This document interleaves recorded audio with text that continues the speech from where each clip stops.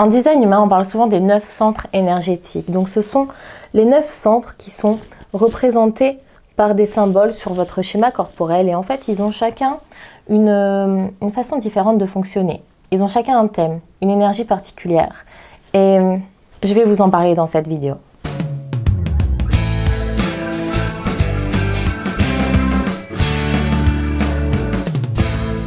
Tout d'abord, on fait souvent le rapprochement entre les différents centres énergétiques de design humain et les 7 chakras indiens. Il y a 7 chakras principaux dans les chakras indiens et en design humain, il y a 9 centres principaux.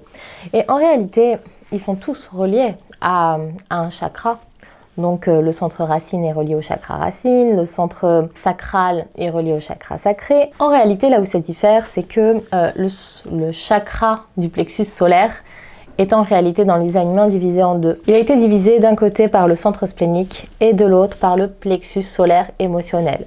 En réalité, ces deux centres-là sont reliés au chakra du plexus solaire. Ça diffère également à ce niveau-là, entre le centre G et le centre du cœur égo. En réalité, on pourrait dire que c'est le chakra du cœur qui a été divisé au centre G et le centre du cœur égo. Voilà, c'était juste une petite aparté pour commencer parce qu'on me pose souvent la question de pourquoi est-ce qu'il y a 9 centres énergétiques en design humain alors qu'on est habitué à 7 chakras principaux. Bon, là, on est quand même sur la matrice énergétique de Angelina Jolie. Alors, qu'est-ce qu'on voit? On voit qu'il y a des centres qui sont en couleur et des centres qui sont en blanc. Ce qu'il faut savoir, c'est que les centres qui sont en blanc, ce sont les centres qui sont ouverts, ce sont les centres qui sont en reflet, en miroir avec le monde extérieur. Ça veut dire qu'ils vont ressentir l'énergie du monde extérieur et l'amplifier. Alors que les centres qui sont en couleur, donc il y a du marron, du rouge, bon les couleurs ont peu d'importance, et ce sont les centres qui sont définis. Ce sont des énergies qui viennent de la personne, qui, on pourrait dire, qui sont son identité énergétique propre. Ça veut dire qu'en fait, les centres qui sont en couleur chez toi, qui sont définis, c'est toi qui vas émettre de l'énergie que les autres vont ressentir. Alors que les centres qui sont ouverts, c'est toi qui la reçois et cette énergie est en quelque sorte en miroir avec le monde extérieur et tu vas la ressentir dans ces centres de façon amplifiée. Après, chaque centre énergétique a un thème précis. Donc on va les voir un par un en commençant par le centre racine. Le centre racine, il est ici. Le centre racine, c'est un centre moteur. C'est un centre de pression. Il met la pression. C'est le centre qui gère les montées d'adrénaline. Donc c'est une énergie qui pulse souvent, qui va fluctuer. C'est pas une énergie qui est linéaire en fait. C'est une énergie qui va fluctuer sur les montées d'adrénaline. Donc ça veut dire que quand vous avez ce centre qui est défini, c'est vous qui gérez la pression. Et à l'inverse, lorsque ce centre il est ouvert, ça veut dire que vous allez ressentir de façon amplifiée la pression de votre entourage. C'est un centre très primitif. La plupart des animaux, notamment les mammifères, ont ce centre dans leur matrice énergétique. En parlant de centre primitif, on va passer au centre sacral.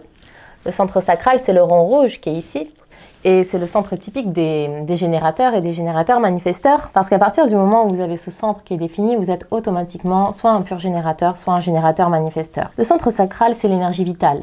C'est l'élan spontané. C'est un centre moteur, bien évidemment, un centre moteur très puissant et qui est d'ailleurs le centre moteur le plus endurant. Lorsque ce centre fonctionne de façon saine, qu'il vibre et que les générateurs ressentent de la satisfaction dans ce qu'ils font, ils génèrent une quantité énorme d'énergie.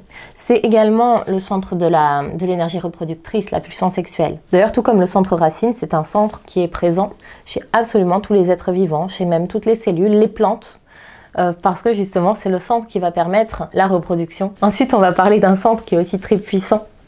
C'est le centre du plexus solaire émotionnel. Alors, celui-ci, il est défini chez à peu près 50% de la population. Et c'est le centre qui gère les émotions, les humeurs.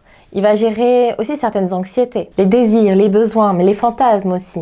Souvent, on pense que l'énergie sexuelle, elle vient purement du centre sacral.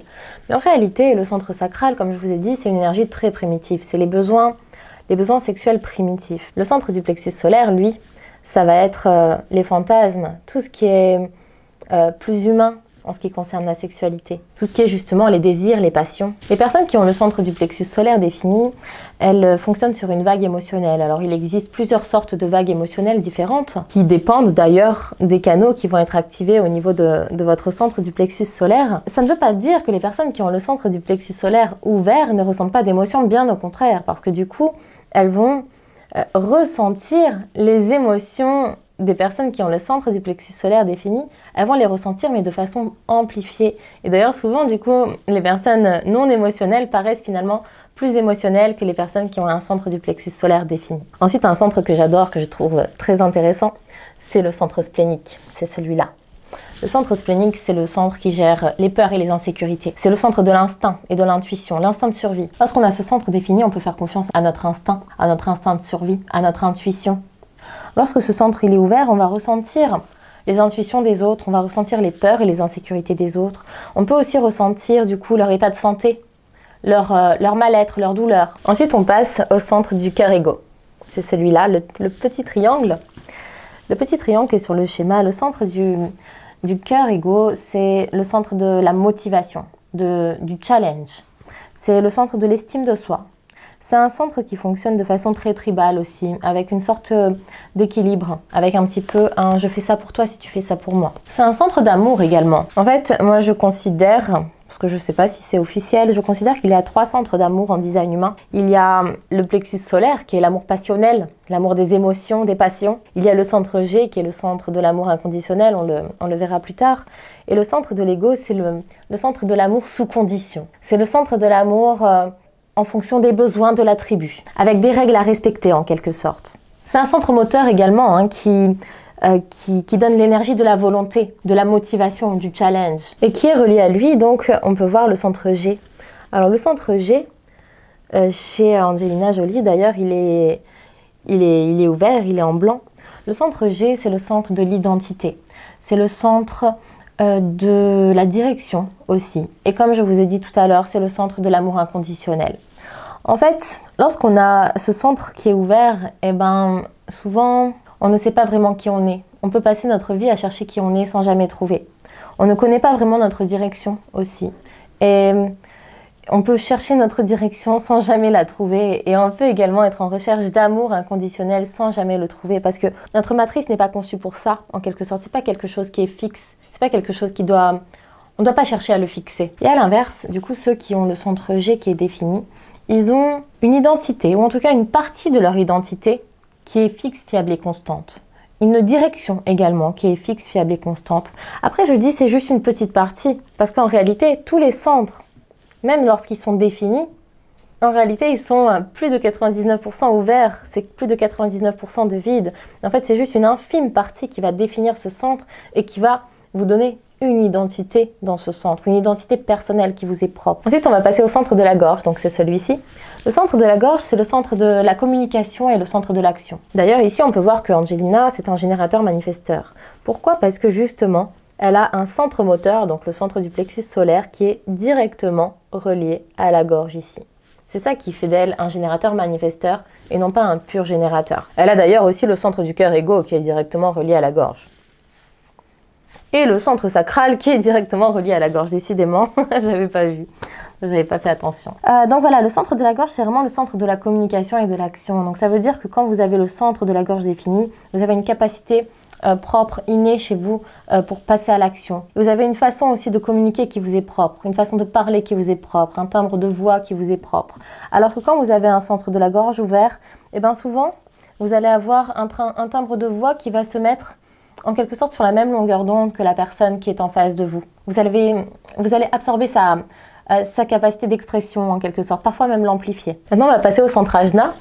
Donc chez Angelina, le centre Ajna, il est complètement ouvert, bon, même s'il est influencé par quelques portes. Le centre Ajna, c'est le centre des opinions. C'est le centre de la conceptualisation des idées. En fait, lorsqu'on a un centre Ajna ouvert, on n'est pas fait pour avoir des opinions fixes, fiables et constantes. On n'est pas fait pour se fixer des opinions. On est fait pour être quelqu'un de très ouvert d'esprit, avec la capacité de voir les choses sous tous les angles. Contrairement à quelqu'un qui a un centre Ajna défini, il a une façon fixe, fiable et constante de réfléchir, de conceptualiser des opinions et de se forger des idées. Et c'est tout à fait correct. D'ailleurs, quelqu'un qui a un centre Ajna défini et qui parfois paraît fermé d'esprit sur certaines choses, c'est tout à fait correct pour lui. C'est qu'il est conçu pour fonctionner comme ça et c'est totalement sain et aligné pour lui en fait. S'il est conçu pour fonctionner comme ça, c'est qu'il va en avoir besoin dans sa vie. Et on va terminer avec le centre-tête. Donc le centre-tête qui est celui-là, qui est ouvert, enfin, en tout cas non défini chez Angelina. Le centre-tête, c'est le centre des questionnements. C'est le centre de l'inspiration aussi. C'est aussi le centre des doutes, de la confusion. Quand on a un centre-tête défini, il n'y a que 30% de la population qui ont le centre-tête défini. On est en quelque sorte une source d'inspiration pour les personnes qui nous entourent. On est fait pour se poser des questions sur le monde en général. Et c'est ça qui va inspirer les autres et faire évoluer le monde. C'est un centre de pression aussi, mais de pression mentale. On parlait du centre racine tout à l'heure, qui est un centre de pression physique, on pourrait dire. Et là, le centre-tête, c'est un centre de pression, mais mental. Donc, lorsque vous avez un centre-tête défini, en fait, les personnes qui ont un centre-tête ouvert peuvent parfois se sentir sous pression mentale, parce qu'ils vont ressentir votre inspiration qui fonctionne en permanence, vos questionnements, vos propres doutes, vos propres confusions, et ils vont parfois les amplifier. Et ça, notamment, ça peut leur mettre la pression. Voilà, après, ce qu'il faut savoir, c'est qu'il n'y a pas de matrice énergétique meilleure qu'une autre. C'est pas parce que vous avez beaucoup de centres ouverts ou beaucoup de centres définis, justement, que vous avez un meilleur schéma corporel que quelqu'un d'autre. Tous les schémas corporels sont parfaits, toutes les matrices énergétiques sont parfaites. Et en fait, le seul but, c'est de comprendre comment ça fonctionne pour justement mettre en lumière nos potentiels et surtout se reconnecter à notre essence profonde finalement et être le plus en accord avec nous-mêmes pour justement développer ces potentiels de façon optimale. Voilà, j'espère que cette vidéo vous a plu. Si c'est le cas, n'hésitez pas à me mettre un pouce vers le haut et surtout à vous abonner à ma chaîne. Si vous avez la moindre question, n'hésitez pas également à me les poser en commentaire.